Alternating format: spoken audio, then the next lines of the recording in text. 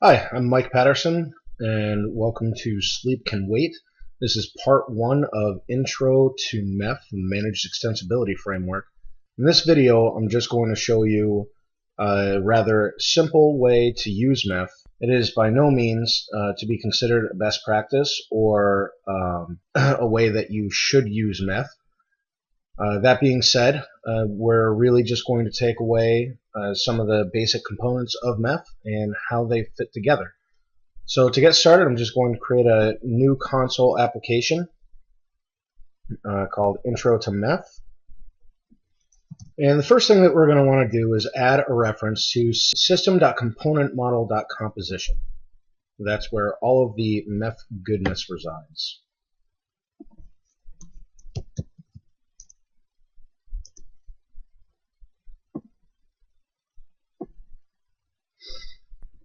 So all this application is going to do is just allow us to write a message, to log a message. Where that goes, the implementation shouldn't really matter. So the first thing we're going to do is to create a class called host MEF in an application. So host equals new host MEF in an application.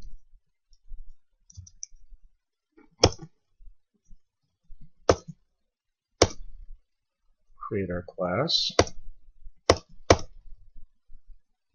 and we are just going to call a method called run.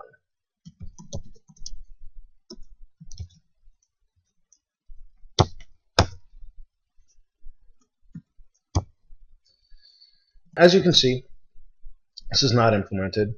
So what we are going to want to do is add a property called logger.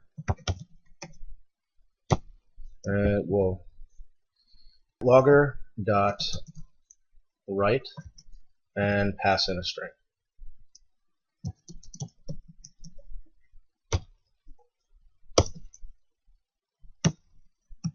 Create property logger, and we'll have this be of type iLogger.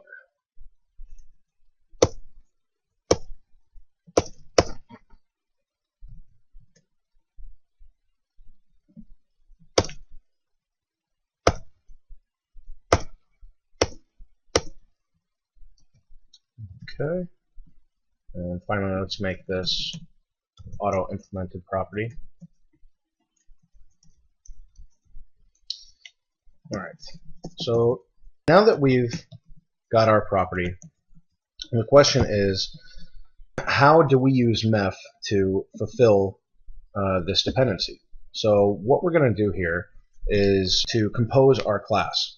So the first thing that we need to do is to let MEF know that this is a dependency that we want it to handle. So we add the import attribute, which resides in system.componentModel.composition, and we will create a method that is responsible for doing this. So like I said, this is not at all to be best practice. This is just to show you some of the different pieces around MEF, how they fit together. So the first thing we're going to do is to create a container equals new composition container, and that resides in system.componentModel.composition.hosting, and we're going to call an extension method called compose parts, which also resides in hosting, and we are going to pass in this and a new console logger.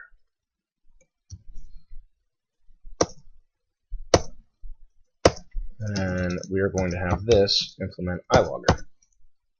And we're just going to have this write to the console. Console.writeLine my message.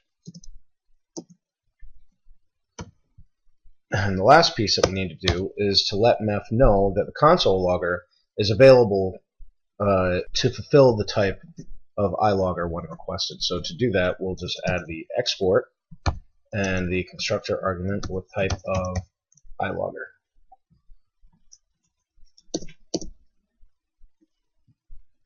So let's save. We're green. And so let's run this and see what we get.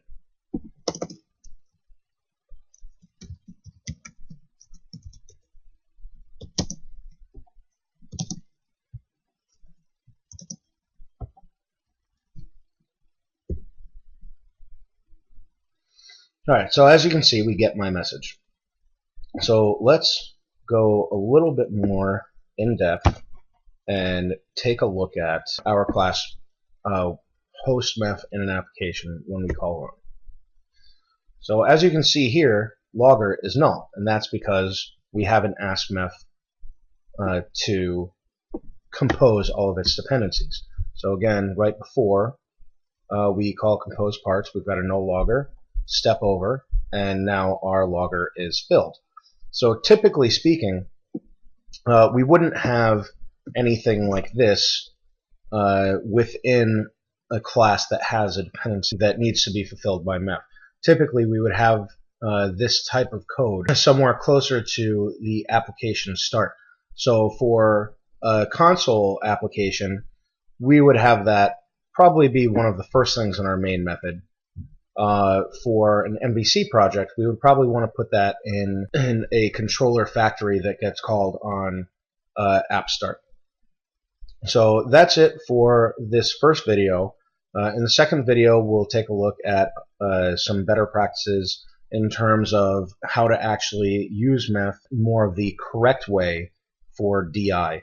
It is worth noting that MEF was not created as a DI container, as a dependency injection container, but in my opinion, it works quite nicely and makes things very easily. So that's it. I will see you for part 2.